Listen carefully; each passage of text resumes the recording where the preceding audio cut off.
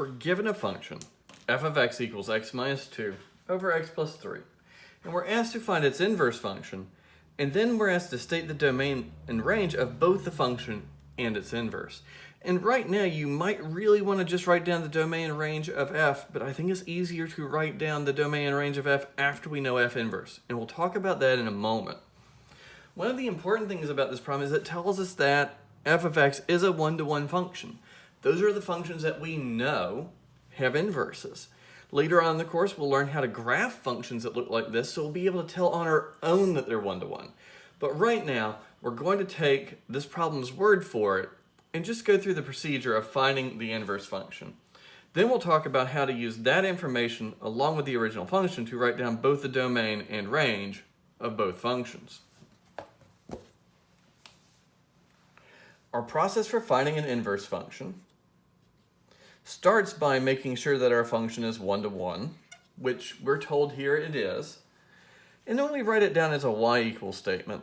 And that's done for convenience because we're getting ready to swap x and y, and it keeps us from having to write down that f of x every time. All right, well, here's the most important thing about inverse functions. I swap x and y. This is what makes what I'm doing about the inverse function. Everything above the line is about the function, and now everything I write from this point on is about the inverse function. See, when I swap x and y, that's when all the inverse function properties happen, right? I swap x and y so the range becomes the domain. The range of the function is the domain of the inverse function. The range of the original function is the domain of the inverse function. The x's and y's literally swap places because I've swapped x and y. The graphs of these functions become symmetric with respect to the line y equals x. For now, though, I just need to try to get y by itself. So I'm going to start by multiplying both sides by that y plus 3. I distribute the x. And now I'm going to combine like terms. I'm going to take y away from both sides, and so I'll have an xy minus y. I'm going to take the 3x and I'm going to write it on this side. So I still have that minus 2, and now I have a minus 3x. On the left-hand side, I have the y's together so I can factor one out.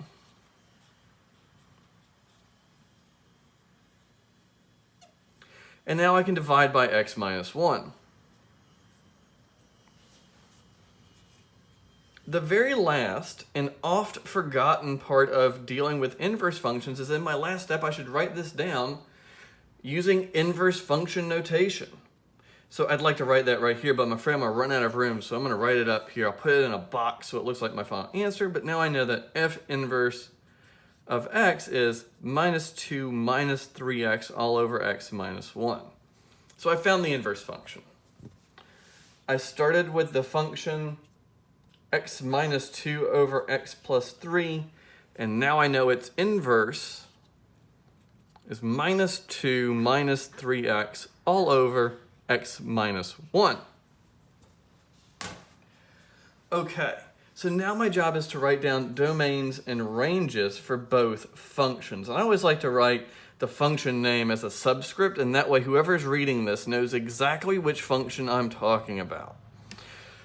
Domains are easier to find than ranges. So what I'm going to do is I'm going to write down both domains. And then I know the domain of the function is the range of the inverse, and the range of the function became the domain of the inverse. So I'll have them both. And all I have to do is look at the functions I've written down here and find their domains. Well, I look at the original function, and x gets to be anything at once, but not minus 3, because that's where I would divide by 0. That's the domain of the function, so it's the range of the inverse. This is a very nice trick. It makes finding a range finding a domain. The domain of the inverse, x gets to be anything at once rather than positive 1, because that's where I'd be dividing by 0.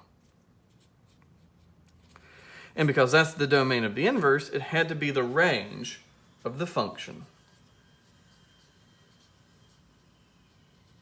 Later on in the course, like I say, we will learn how to graph functions that look like this. Below this video on our Moodle site, you will see a link to a GeoGebra graph of both functions so that you can see they are symmetric with respect to the line y equals x, just for fun. If you're watching this on YouTube, there's actually a link in the comments.